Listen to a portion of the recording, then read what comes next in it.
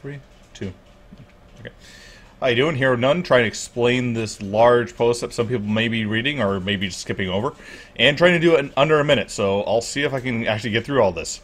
Really, the solutions are kind of simple. I just kind of over-explained some of the parts to it. First solution, diminishing returns on traits, meaning if we have all these traits here where divines, impenetrable are stacked up, you're only going to get benefits from a few of those traits. You're not going to get benefits from all of it. And part of the reason for that is so you can have new builds coming in that actually can use divines, infused, all this other good stuff like that.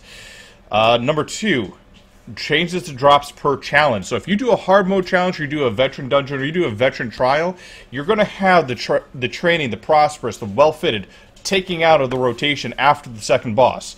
That way, if you're trying to actually complete the dungeon or complete the trial, you're going to get the full benefit of it. And when you do the hard mode challenge on the boss, you also get a chance at a good helm instead of having one that's well-fitted, prosperous. You know, you don't want to spend the entire time in those dungeons and then have it, you know, have poor loot at the end. But that would still also mean as part of the rotation, as part of the normal version, or if you don't do the hard mode challenge at the end there. So that's important to realize too. Third one is undesirable traits sold by merchants. So we could take the training, the well-fitted, and a few of the other ones there, take them out of the rotation of general world population stuff. So you're in an area here, you're not getting training when you buy it, but you can still get it when you go into a merchant. So you go to merchants and you buy it, and it makes it a lot easier for new players to go ahead and get some of the training that they need to level themselves up. Meanwhile, for us veteran players, we won't have to worry about being part of the rotation when we're grinding out dolmens and world bosses and delve bosses for some of this stuff.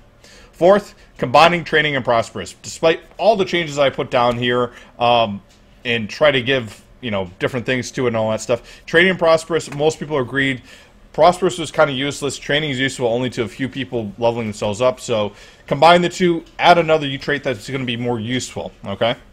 And then finally, 5 is armor trait improvements. Just a few ideas on how to improve it. Not to say that everything has to be added here. I know there's a lot, but you could take a look through.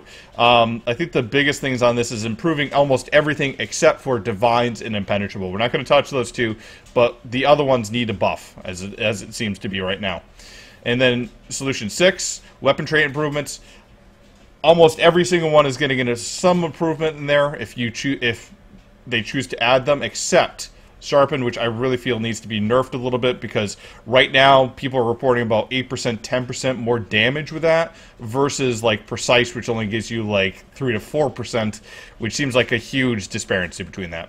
Anyways, that is the suggestions in a nutshell.